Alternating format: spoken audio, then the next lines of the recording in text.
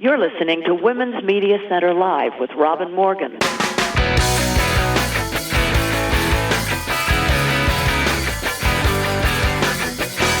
Welcome to Women's Media Center Live. I'm Robin Morgan. Today our show is about disability rights. Now that's a huge and complex subject, and also one of simple justice, and unfortunately, injustice. But although we've touched on it before numerous times, certainly, that's not enough. It's never enough. So we're back at it again today with a personal angle as well. And my guest for the conversation is a wonderful young activist and writer, Emily Ladau. But before we get to Emily or anything else, we need to go inside the headlines.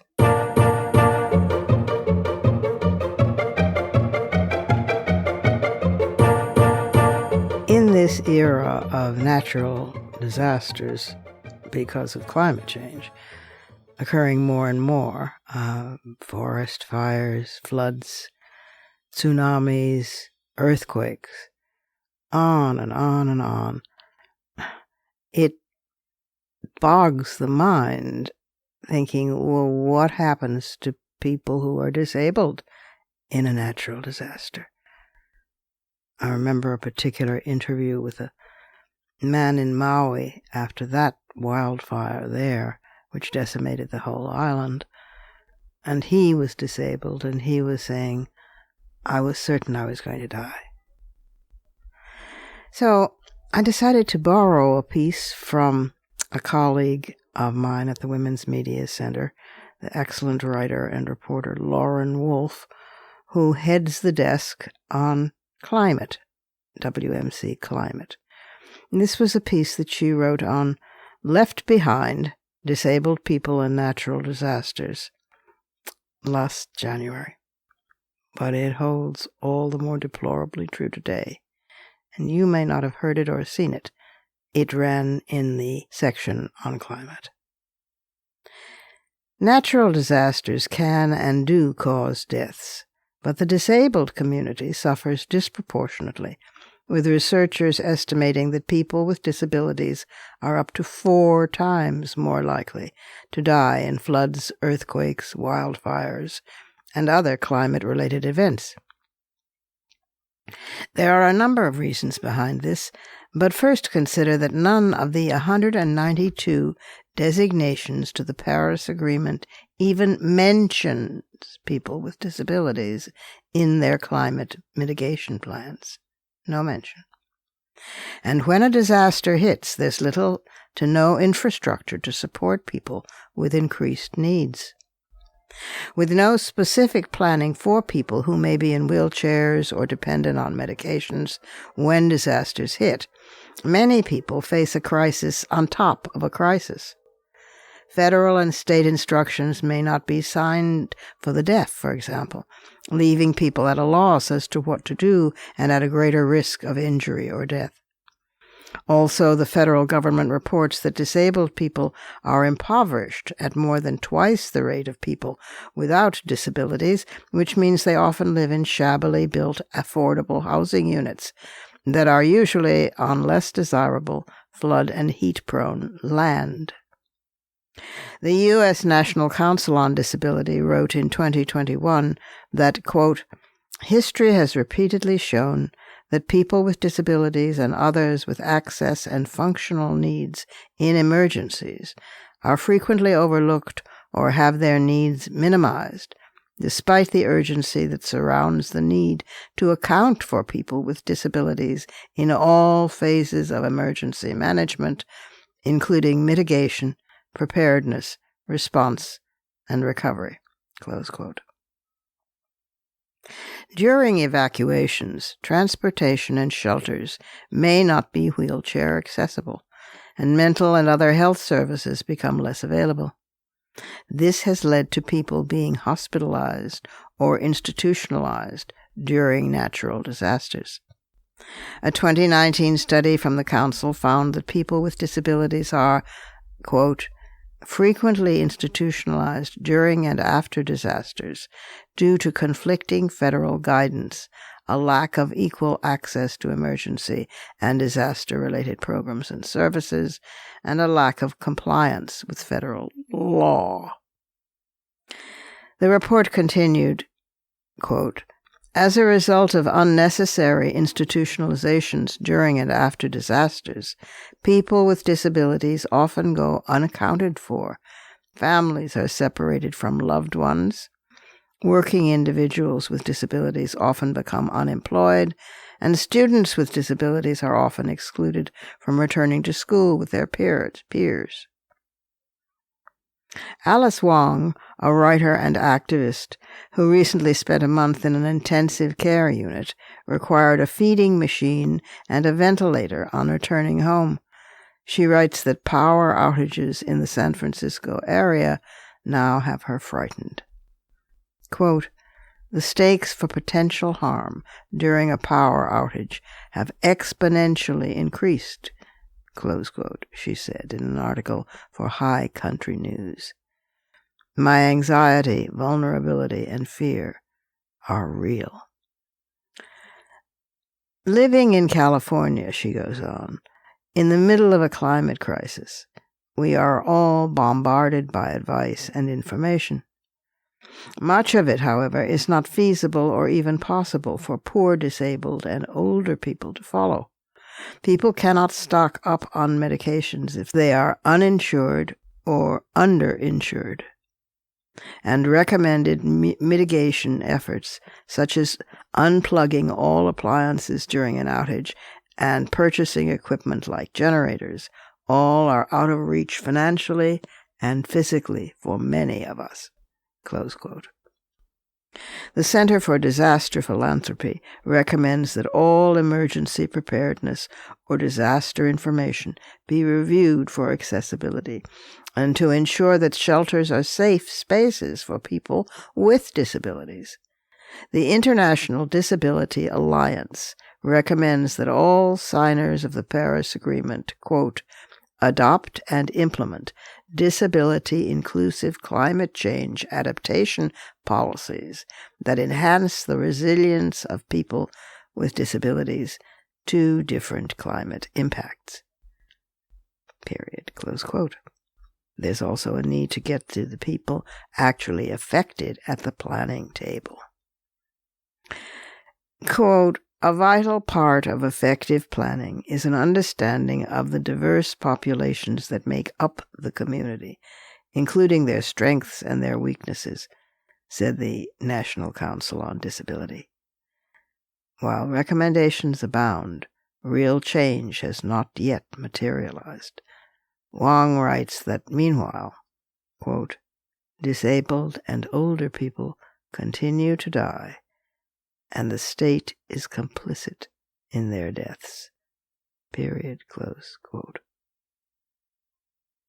Thank you, Lauren, for that good piece, and we'll return to this subject many times now, because I've just realized that in a natural disaster, not only can I not be the one taking care of everybody else, which I want to do and used to doing, the efficient one, the one who can access medication, exits, and comfort,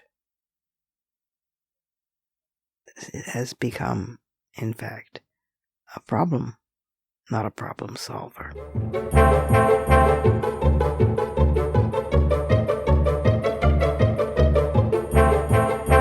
We have to take a short break, but I'll be back directly with my special guest for this week's conversation, Emily Ladau.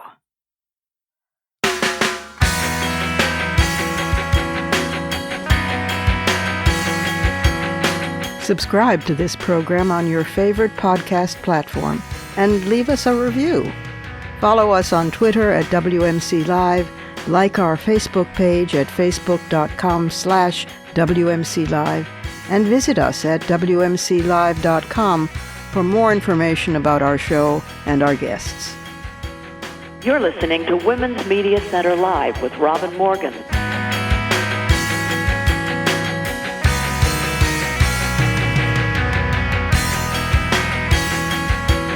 Emily Ladau, my guest for the conversation this week, is a writer, storyteller, digital communications consultant, and she's a passionate disability rights activist.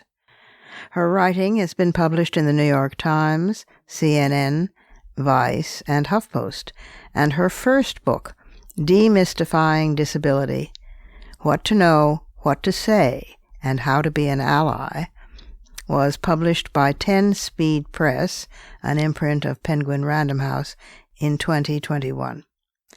She has spoken before numerous audiences, from the U.S. Department of Education to the United Nations.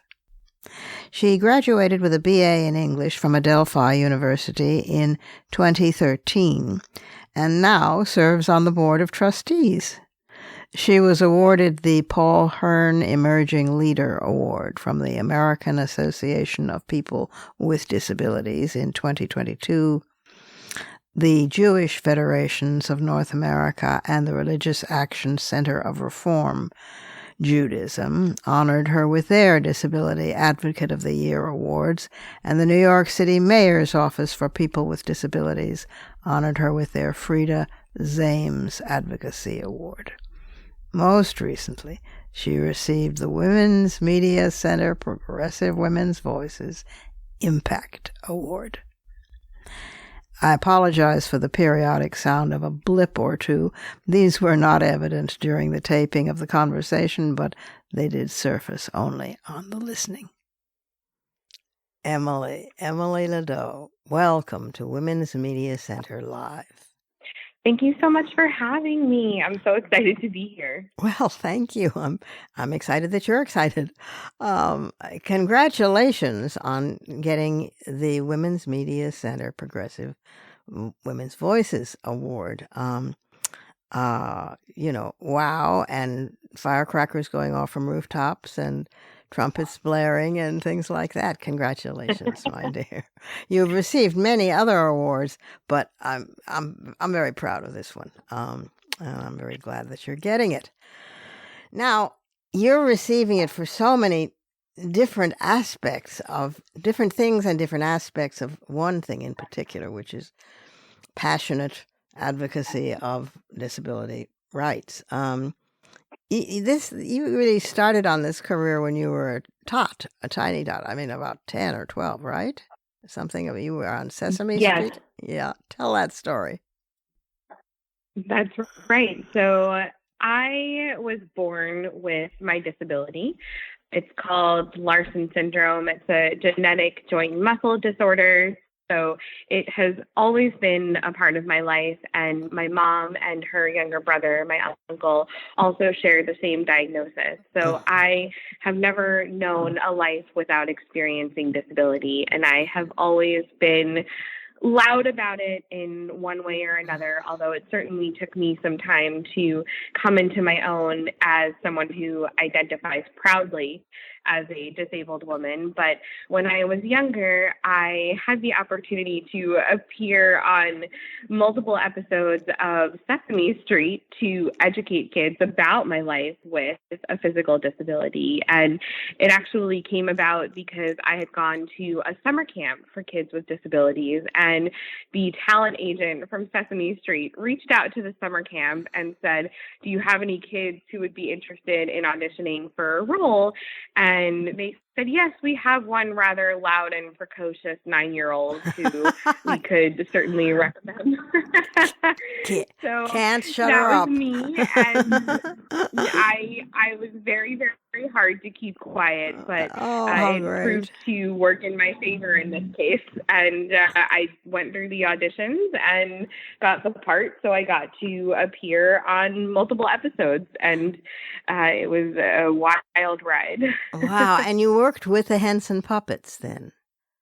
The actual... I did, yes. I spent some time with Big Bird and with Oscar and Elmo and Grover. Oh my God, I envy you. I've always wanted to have a chance to work with the puppets. I mean, it seems so fantastic because you get to a point where you believe that they're people. I mean, you're relating to them in the same way that you would to people, and they are relating to you in the same way that they would if you were people, which you actually are. But never mind. But that's let me tell you, I actually very much believed that they were real. You were 10, but I'm sure even if you were older, there's a verisimilitude about them that's very touching and important for kids. Absolutely. For anybody. Absolutely. For everybody. So, okay, so you've had this disability your whole life, and you've, among your many activities, is a book of Demystifying Disability, what to know, what to say, and how to be an ally. Talk about the book. That seems very impressive. I'm only a part way through it, so don't spoil the ending. But talk about the book. How and why it's needed. Why people need to know how to be an ally, what to do, what to say. So the book actually came about because back in 2019, I had the opportunity to appear on a podcast called Call Your Girlfriend, and I chatted with a friend of mine about the experience of having a disability. And there was a literary agent who had been listening to the podcast and realized that she had read some of my writing previously. So she reached out and she asked if I had ever considered writing a book. And certainly it was in the back of my mind. I have always loved writing. I was an English major in college. I am a storyteller at heart.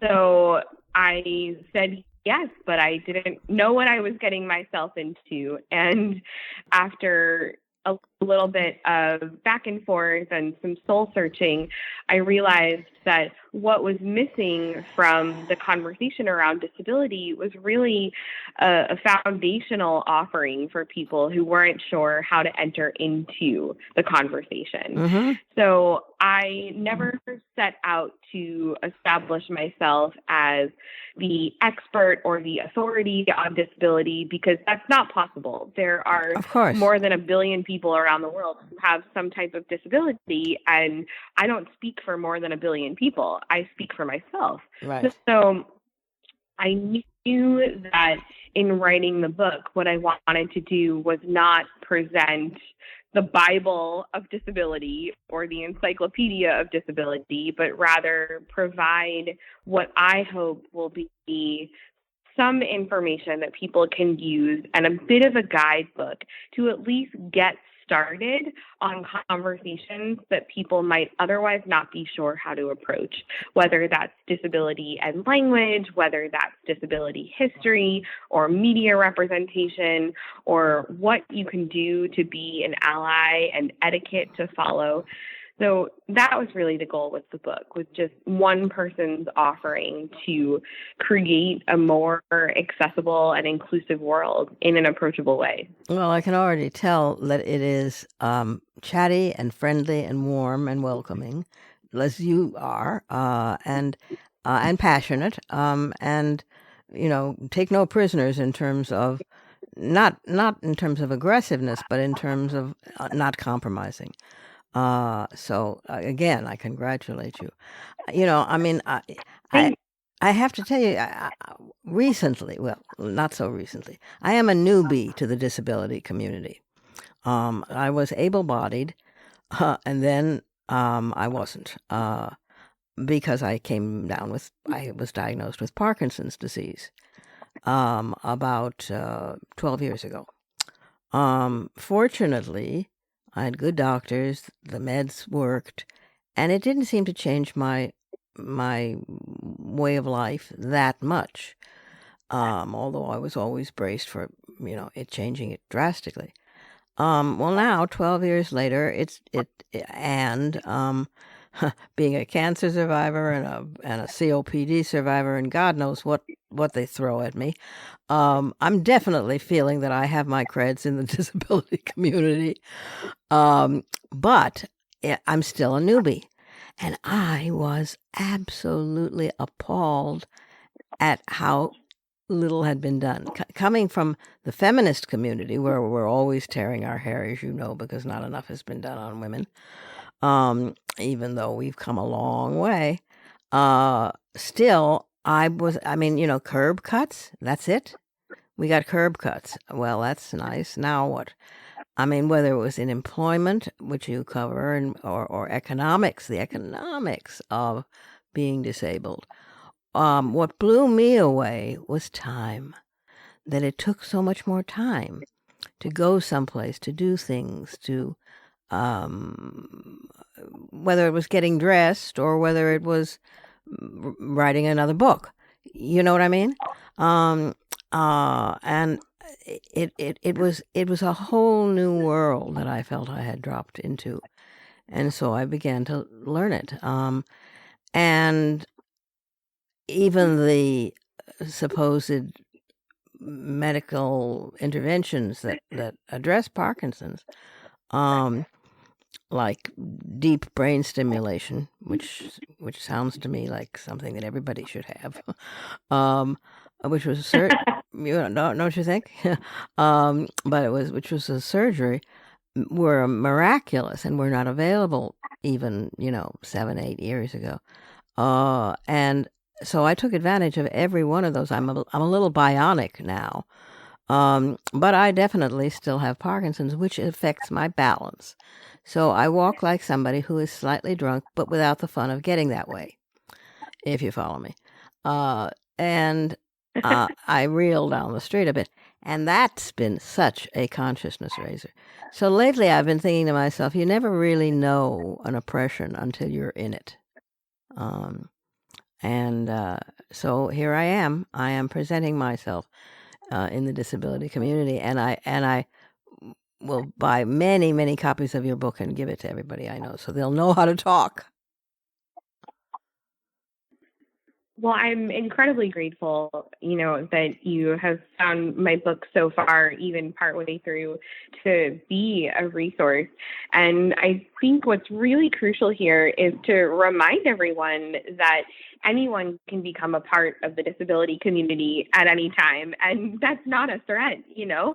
I think we're pretty cool. And I think it's just a reality that we need to come to understand. Disability is a natural part of the human experience that cuts across every single identity group. And when you were sharing with me how you transitioned from the experience of being able-bodied to non-disabled, that is an experience that so many people share, and yet we still relegate disability to the margins of marginalization, and it's still such a niche issue. We don't actually stop to think about the fact that disability is incredibly common, that 1 in 4 adults, at least in the U.S., has some type of disability, and that there are people behind those numbers who are experiencing disability day to day. And when you mentioned the amount of time that it takes to do something, to go somewhere, it seems like the disability community is constantly waiting. Not only does it take time for us to do things, but it takes so much time for the world to do things to make it more inclusive and accessible for us. I mean, one of these seminal laws for civil rights for the disability community is the Americans with Disabilities Act, and that was passed in 1990. And here we are, my entire lifetime later, and then some, and we still have not fully realized the law. And in many ways, I say that's because you can create a law, but you cannot legislate an attitude. And we still need to reach the point of having an attitudinal shift. And that is a constant battle to reach that point where we get people to understand that disability is not a bad thing, that it's just part of a person. And when it comes to thinking about disability as it pertains to other social justice movements, you mentioned feminism, and I've often said that I very much identify as a feminist, but sometimes I feel like feminism doesn't really identify with me because there is, in many cases, a lack of recognition of how disability fits into other social justice movements. So my goal has always been to get people to understand that disability overlaps with every other social justice issue, and that every issue is a disability issue because every issue impacts disabled people. Well, you know, what I've taken to saying to people is disability will happen to you if you're lucky. I mean, in other words, if you just keel over, splat, and croak one day, that's like, in my book, not being lucky, because you don't get a chance to sort of say goodbye or dwindle or linger or whatever. But in other words, if you're lucky, that it's in the normal span of life that at some point you will become disabled. So it's a stage of living, isn't it? I mean, absolutely. Yeah. So absolutely it is. Yeah, I mean, and age is one of the most common factors that brings about a disability. You can be born with a disability, but you can also become disabled the longer you live. And so why not, in the time that we have on this planet, try to create a world where if we do become disabled, it's not an uncomfortable experience for us. Precisely, where you can just sort of transit from one stage to another, the way you might transit from, I mean, I gave up high heels, which I didn't like anyway, because you can't run in them, and you, as a feminist, you need to run, believe me. But you know, wherever you find yourself, well, let me put it this way. About 2 years ago, I think it was, there was a major demonstration in Washington, and I can't remember now, was it a disability demonstration or was it something about Trump? But the disability community came in droves. And they occupied, maybe you'll think of it probably quicker than me. By the way, I'm getting over COVID, and I have a brain like mush. So if you think of this, by all means, offer it up. The disability community came, and they occupied Senate office buildings and outside senators' offices, and they were carted away, and there were all of these incredibly moving shots of people on stretchers and wheelchairs and so forth in the aisles, in the lobbies and in the halls of the Senate and the House, over this bill, whatever it was. I mean, and I what I came away with was not the content of the bill. I mean, obviously I was on their side, but what I came away with was stunned at as it began to break over me, the full realization of what it took for them to be there. These were people who had come from all over the country. They had driven, they had taken buses, they had flown, they had this and that, each of which was a production. These are people, some of whom were in wheelchairs controlled by breathing. And if you can imagine, they had caregivers, professional caregivers with them. But I mean, I suddenly thought, my God, so there you are, and you're in the car, and you need to pee. So then there's finding a place to pee. And then there's finding a place that will accommodate a wheelchair.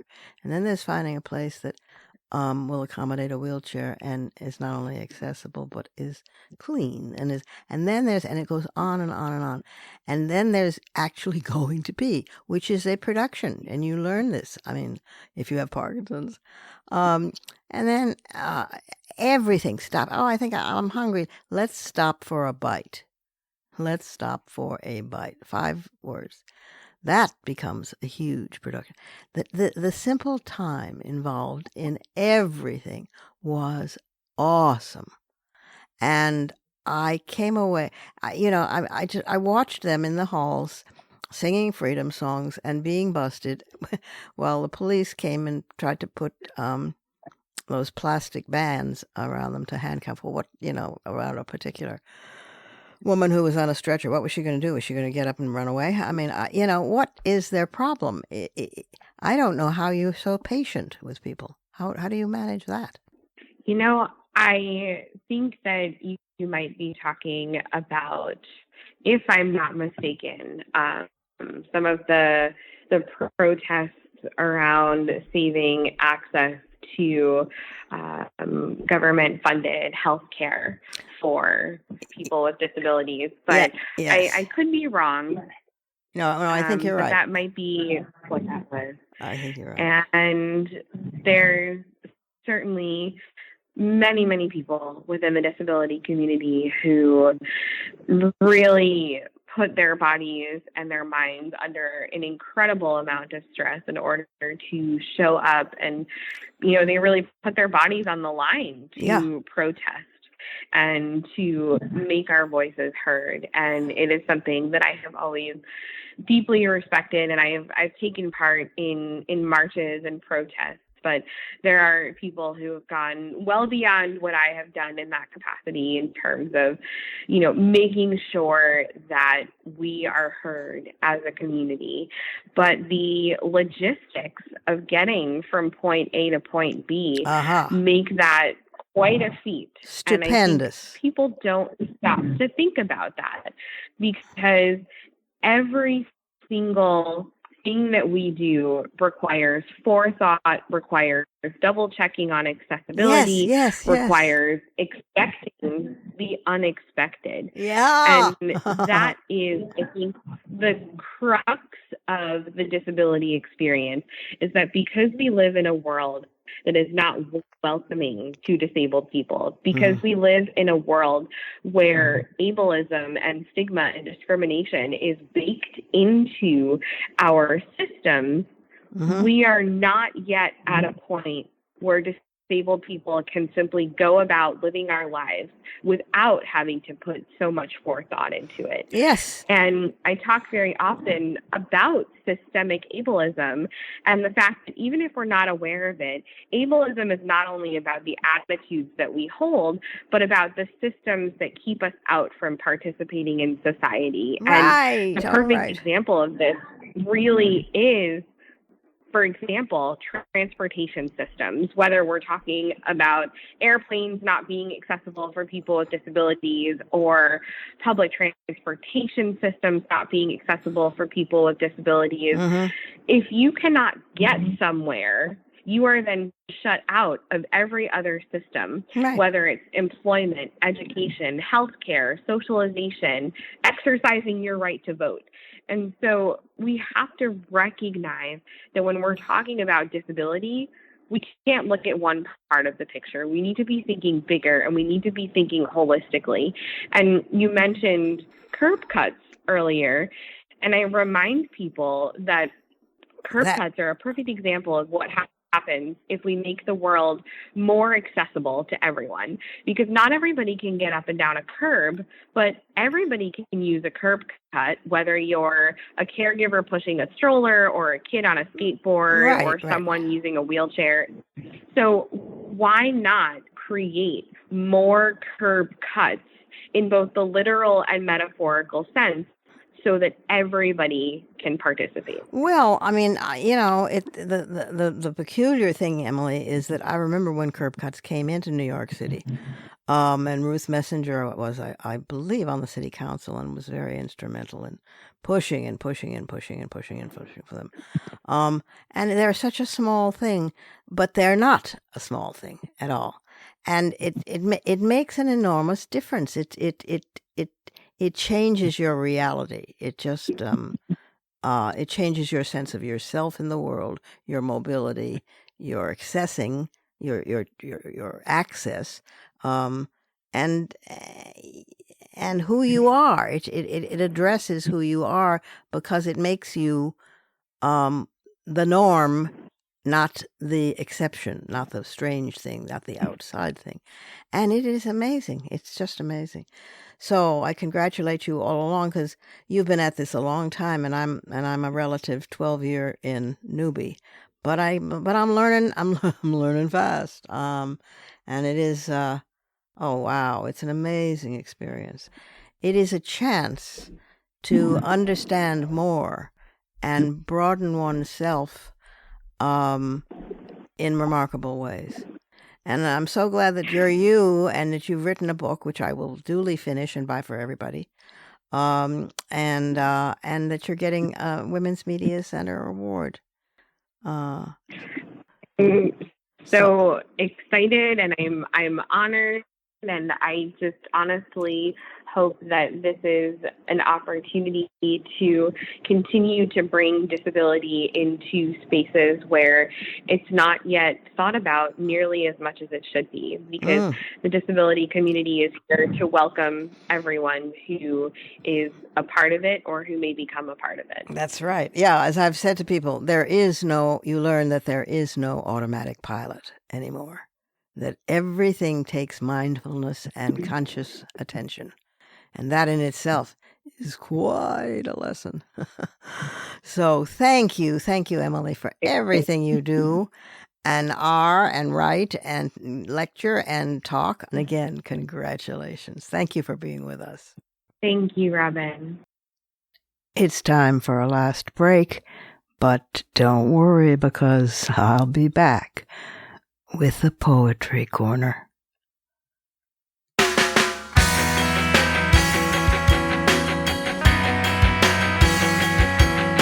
The Women's Media Center, founded in 2005 by Jane Fonda, Gloria Steinem, and myself, is a progressive, nonpartisan, nonprofit organization working to make women visible and powerful in media. You can learn more about the WMC at womensmediacenter.com. You're listening to Women's Media Center Live with Robin Morgan.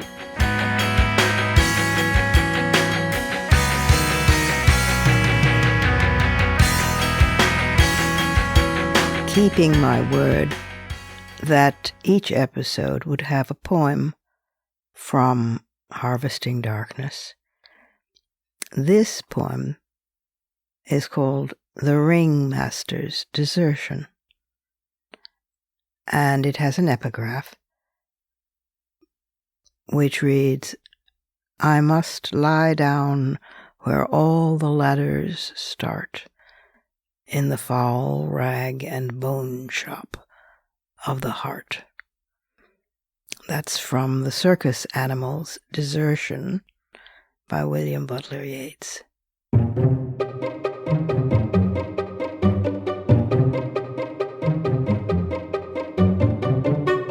The Ringmaster's Desertion.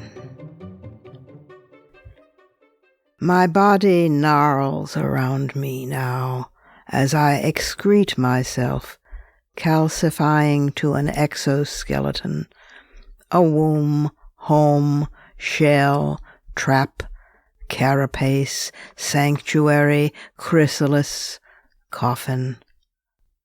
Why the drive, then, to send these messages? Does the snail long to be seen for itself? Does the crustacean rattle, "I am alive inside here"? A rag is ripped from some larger cloth. A bone is a fragment of scaffold. A heart is just a muscle. But my muscles have minds of their own. I must hunch to gain perspective. Only then, stooping high, dare I recognize a creature arrayed in rag and bone who scuttles across this intersection as the light turns red, weaving while laughing at the pain through the gridlocked traffic in my brain.